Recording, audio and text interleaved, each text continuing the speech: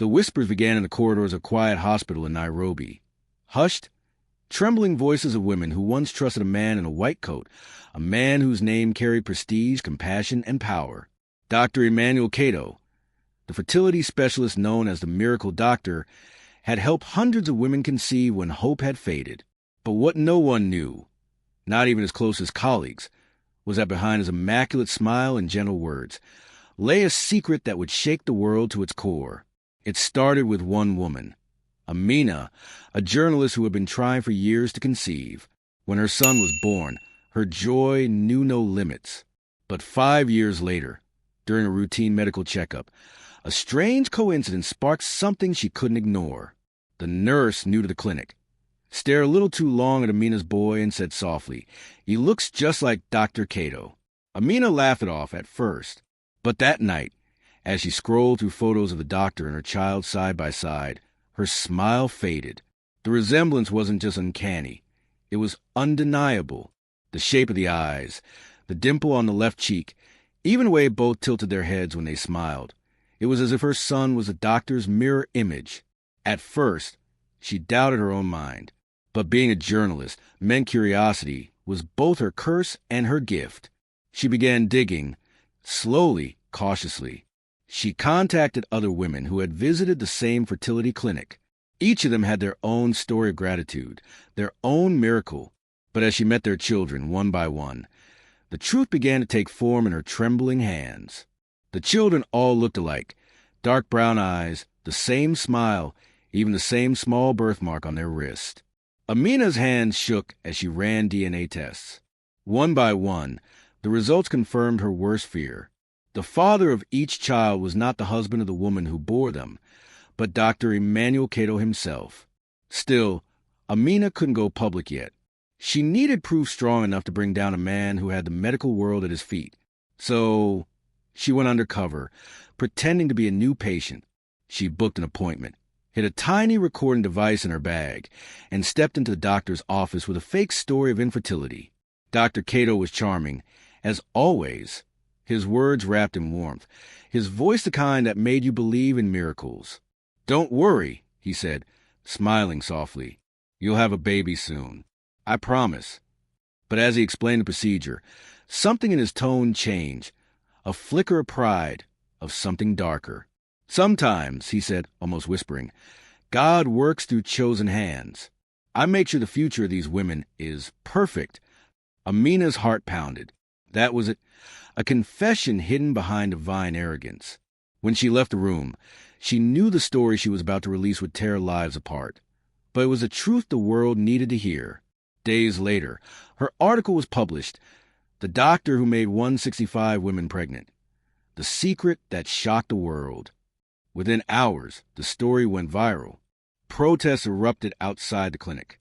Women who had trusted Dr. Kato came forward in tears, demanding answers. The hospital's board suspended him, but Kato vanished before the police could question him. Interpol issued a warrant. His mansion was raided. In his study, they found journals, hundreds of pages filled with disturbing notes. He wrote about a new generation, about purity, about the bloodline of brilliance. He believed he was creating a legacy, a hidden family spread across nations. Yet, the deeper investigators went, the darker the truth became. Some women from rural clinics across Africa came forward, places where Kato had volunteered during medical missions. Many of them had no idea he had used his own DNA in the treatments. But the real shock came when forensic experts discovered a hidden basement in his old home. Inside, there were shelves filled with records, meticulously kept files of every woman he had inseminated, dates, names, even the children's photos clipped beside the lab results. And then came something even stranger, a sealed letter addressed to the children of the future. Amina received a call from the police one evening. They needed her to see it, to read it first. She sat in the interrogation room, her heart thudding as she unfolded the yellowing paper. The letter read, "When the world realizes what I've done, they will call me a monster, but I am not one. I gave life where there was none. I gave hope where despair reigned. My children will change the world. They will find each other one day, and together they will understand my purpose." Amina felt cold. This wasn't just a man's madness. It was obsession disguised as salvation. As the investigation spread, scientists uncovered something chilling. Genetic samples from the children showed not only shared DNA, but also signs of deliberate modification. Someone had tampered with the embryos. It was no longer just a case of ethics. It was something else, something that hinted at a plan far larger than anyone had imagined. And somewhere, thousands of miles away, a young boy, one of Dr. Kato's biological sons, looked into the mirror and whispered. "Who am I really?" he whispered, tracing the faint scar near his temple, a scar that had been there since birth, one he'd never questioned until that night. His name was Malik, 17 years old, raised in Ghana by a loving mother who had always told him that his father had been a donor, a kind stranger who helped him have a child. But after seeing the news about Dr. Emmanuel Kato, everything began to unravel. Malik had been scrolling through his phone when the headline flashed across the screen. Doctor who fathered 165 children still missing. He froze when he saw the doctor's face. It was like looking into an older version of himself. The same sharp jawline, the same calm eyes. His mother, who was cooking in the kitchen, dropped the spoon the moment she saw it too. The silence between them was heavier than any words could carry. That night, she confessed, she told him everything, the treatments, the clinic, the miracle. She had no idea the doctor had used his own DNA. She thought she was receiving a normal insemination. Tears rolled down her face as she said, "I didn't know, Malik. I didn't know he was your real father." Malik didn't say anything. He just walked out of the house, his chest tight, his mind spinning. The city lights blurred as he walked aimlessly through the streets. He felt anger, confusion, shame, and something darker, curiosity. Who was this man who played God? And why did he talk about the children of the future? Days later, Malik joined an online group that had been formed by other Kato children, as the media called them.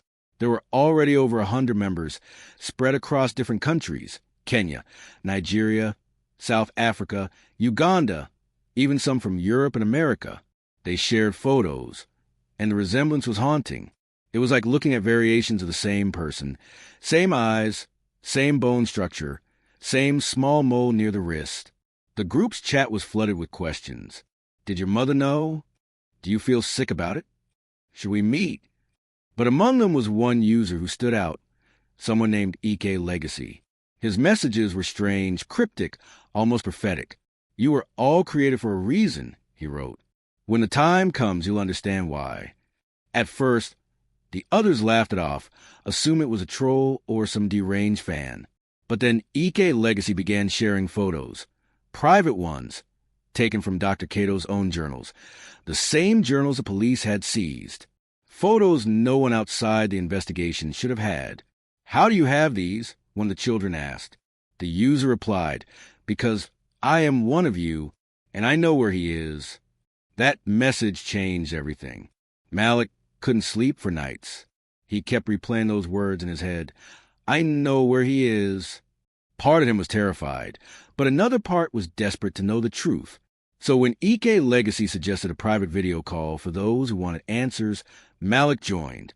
The call was dark, the camera on the other side showing only a silhouette. A man's voice, deep, calm, disturbingly familiar, filled the speakers. "You've all been searching for your father," the voice said, "but you should be searching for your purpose." "Who are you?" Malik demanded. A soft chuckle echoed. "Names don't matter, Malik. What matters is that Dr. Kato's work was never about helping infertile women. It was about ensuring humanity's survival." Malik's stomach twisted. "What do you mean?" The figure leaned forward slightly, revealing just enough light to show piercing eyes exactly like Malik's.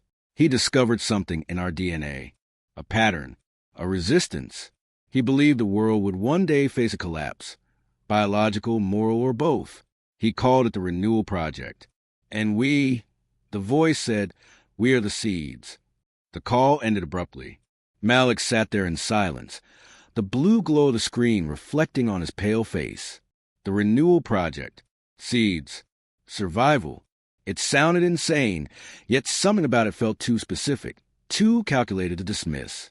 The next morning, Malik received a package at his doorstep. No name, no return address, just a plain brown envelope with a single flash drive inside. When he plugged it into his computer, a series of encrypted files appeared. He clicked on the first one. It was a video, grainy footage of Dr. Kato himself, sitting at his desk, speaking directly to the camera. "If you're watching this," Kato began, "then you found the truth sooner than I expected. You've seen the patterns. You've seen yourselves. You were never meant to be ordinary. You were designed." He paused, his expression almost tender. "In your DNA lies a code, a resilience to disease, enhanced cognition, emotional stability. The world outside is crumbling, but through you, it will begin again. Humanity has failed itself. I gave a second chance." Malik's breath caught in his throat. He scrolled through more files, genetic sequences, clinical notes, references to government programs that had quietly funded Cato's research under different names. It wasn't just a rogue experiment. It was systemic. Someone, somewhere, had known all along. He contacted a few of the others from the group, sharing what he'd found. Among them was Zara, a young woman from Lagos who had been one of the most active members. She was fierce, logical, and driven by a sense of justice. "We need to expose this," she said. "If he's still alive, we have to find him before whoever's protecting him does." They decided to meet in person. A small group of them traveled to Uganda, where Dr. Kato had last been seen. Malik felt a strange pull, as if every step toward that country brought him closer to a truth buried deep inside him. When they arrived, they found more than they expected. A remote facility hidden behind an overgrown fence, guarded by silence and time. The building was abandoned, or so it seemed. Inside were medical tools, dusty microscopes, and a smell of sterilized air that hadn't faded. On the wall was a faded inscription in Dr. Kato's handwriting. Genesis wasn't the beginning. It was the experiment. Zara found control room with broken monitors, one of which still flickered faintly. On the screen was a map, marked with red dots across several continents. Africa, Europe, Asia, even North America. "What are these?" Malik asked. "Coordinates," Zara whispered. "Each one is a location, maybe where the other children are." Before they could dig deeper, they heard footsteps. Real, deliberate, echoing in the corridor. Malik's heart pounded as he turned toward the sound. A tall figure appeared at the end of the hallway, dressed in a dark coat, his face hidden in shadow. "You shouldn't be here," the man said. His voice was eerily calm. "Who are you?"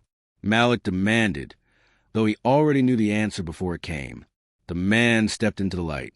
His face was older, thinner, but unmistakable.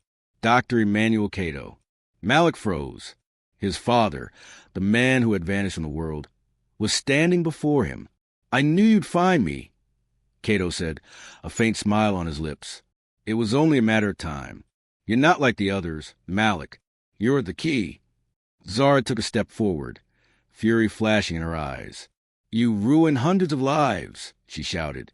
"You lied to our mothers. You!" Kato raised his hand, silencing her. "You don't understand. None of this was a mistake. I had to choose evolution or extinction." Malik's voice trembled. "You played God." Kato's smile didn't fade. Someone had to. Then he turned toward a door behind him, motioning for them to follow. "If you want the truth," he said quietly, "come and see what I built." And before anyone could speak, he disappeared into the darkness beyond the door. Malik stood frozen in the dimly lit corridor. Every muscle in his body tensed as the door slowly creaked shut behind the figure of Dr. Emmanuel Kato. The air felt thick, charged with something that made his skin prickle. Zara looked at him, her voice barely a whisper. "We can't let him get away again." Without another word, Malik followed, his footsteps echoing to the narrow passage that led deeper underground. The scent of chemicals and damp concrete grew stronger. When they reached the bottom of the stairs, the hallway opened into a massive subterranean chamber lit by a faint blue glow. Rows of glass cylinders lined the walls, tall, sleek, and filled with strange, translucent liquid. Inside them floated human forms, some small like infants, others fully grown adults, suspended in eerie stillness. Wires ran from their bodies into humming machines that blinked with rhythmic precision. Zara gasped and covered her mouth. "Oh my God!" Dr. Kato stood in the center of the room, his white coat draped over his shoulders like a priest's robe. "You see," he said softly, "I couldn't stop. The world refused to listen. They call me a monster. But every great transformation begins with a monster." Malik's voice cracked. "What did you do to them?" "I saved them," Kato replied, turning slowly. "These are the next generation. Perfect bodies, perfect minds. My first children were proof of concept. But these," he gestured toward the cylinders, "these are evolution itself. Disease-proof, genetically balanced, emotionally optimized. Humanity 2.0. Zara stepped forward, rage burning through her fear. "You destroyed lives. You stole from women who trusted you. You're no savior. You're a criminal." Kato's eyes glimmered with a mix of pity and pride. "Morality is a luxury of the untested. You think small, child. You see pain. I see purpose." He turned to Malik, his tone softening. "But you, Malik, you feel it, don't you? The pull inside you. The strength, the intuition. You were my first perfected success. You were meant to lead them." Malik's stomach twisted. His hands trembled. "No, I'm not like you." Kato smiled sadly. "You can't escape what you are." Suddenly, when the machines beeped, a long, sharp tone that broke the silence. Malik glanced at the nearest glass tank. The figure inside began to twitch, its eyes fluttering open, glowing faintly blue. Another one followed, and another. The chamber filled with the low hum of awakening. Zara grabbed Malik's arm. "We have to get out of here." But Malik couldn't move. His eyes locked onto the awakening forms. They looked human, yet not. Their skin unnaturally flawless, their movements too synchronized. Kato watched them with reverence, tears of joy glistening in his eyes. "They're waking up," he whispered. "It's happening." Malik's fear was drowned by something deeper, a strange, magnetic pull inside him. He felt his heartbeat sync with the rhythm of the machines, his mind buzzing with sensation he couldn't describe. It was as if the people in the tanks were reaching out to him, calling him. Kato stepped closer. "Do you feel it? That connection? They recognize you. You're their origin, the bridge between humanity and perfection." Zara shouted, "Don't listen to him." But Malik's body felt heavy, his vision blurring around the edges. Memories flashed. The sleepless nights, the inexplicable strength, the moments when he'd known things before they happened. Pieces of himself he'd always dismissed as luck or intuition now assembled into something terrifyingly clear. He wasn't just one of Kato's children. He was the prototype. Kato touched his shoulder, voice trembling with emotion. "Together, we can rebuild everything. The wars, the greed, the disease, it all ends. But I need you to lead them. My time is almost over." For a moment, Malik saw it. The world Kato described. A world without sickness, without suffering, without war. But then he remembered Amina, his mother's tears, Zara's fury, the broken lives left behind in the wake of one man's God complex. He stepped back. "You call perfection," he said quietly, "but all I see is control." Kato's expression hardened. "Then you're not ready." Before Malik could react, Kato pressed a button on a nearby console. Alarms blared, red lights flashing. The floor trembled as mechanical arms began to detach the tubes from the tanks. The figures inside started to move, stepping out, blinking, breathing for the first time. Zara pulled Malik toward the exit, shouting over the noise, "Move!" But Kato's voice thundered through the chaos. "You can run, Malik, but you can't hide from your own blood." The hybrids, half human, half something else, began advancing, their movements eerily synchronized. Malik and Zara sprinted to the corridors, the sound of alarms chasing them like ghosts. Pipes burst overhead, showering them with sparks and steam. They reached the upper floor, gasping for air. Zara found an emergency panel and slammed a red lever. The facility began to collapse, concrete groaning as the ceiling cracked. They ran toward the exit, but Malik stopped and turned back. Kato stood at the base of the stairs, watching the destruction unfold, the hybrids standing behind him like silent soldiers. He wasn't running. He wasn't afraid. He simply smiled. "You can destroy this place," he shouted, "but you can't destroy the future." Malik's voice cut through the roar. "The future doesn't belong to you." And with that, the ceiling caved in. A wall of fire and dust consumed the chamber. Malik grabbed Zara's hand and ran to the collapsing corridor, bursting out into the open just as the facility imploded behind them. The explosion sent a shockwave through the forest, scattering birds into crimson sky. They fell to the ground, coughing, trembling, covered in ash. For a moment, there was only silence, the sound of their racing hearts and the wind rustling through the trees. Zara looked at him, eyes wide. "Do you think he's dead?" Malik stared at the rising smoke. Monsters like him don't die easily. Weeks passed. The story spread like wildfire. Governments denied knowledge. Hospitals distanced themselves, and conspiracy theories filled every corner of the internet. Some claimed the hybrids were still alive, hidden by secret organizations. Others said Dr. Kato had escaped again, leaving behind decoys and false trails. But Malik knew better. He could feel it. The same connection that had pulled him in that lab still pulsed faintly in his veins. Sometimes he woke at night, hearing whispers in his mind, not voices, but sensations, like a pulse reaching out from somewhere far away. One evening, he met Zara on a rooftop overlooking the city. Neon lights flickered below them, the world moving on as if nothing had happened. "They're still out there," Zara said quietly. "The others, the children, and maybe the ones he created after." Malik nodded, staring into the distance. He wanted a new world. Maybe it's already started. Zara looked at him, her voice soft but steady. "What do we do now?" He didn't answer at first. He just watched the stars, thinking about Amina, about all the mothers who had unknowingly carried pieces of the same man. "We find them," he said finally. "All of them. The ones like us, before someone else does." Zara exhaled slowly. "And if they're not like us?" Malik turned to her, his eyes glowing faintly in the moonlight. Not blue like the hybrids, but something deeper, almost golden. "Then we make sure they remember what being human means." A soft breeze swept across the rooftop, carrying the faint scent of smoke from the ruins miles away. Down below, the world continued to move, unaware that among them walked descendants of a doctor who had once dreamed of replacing humanity.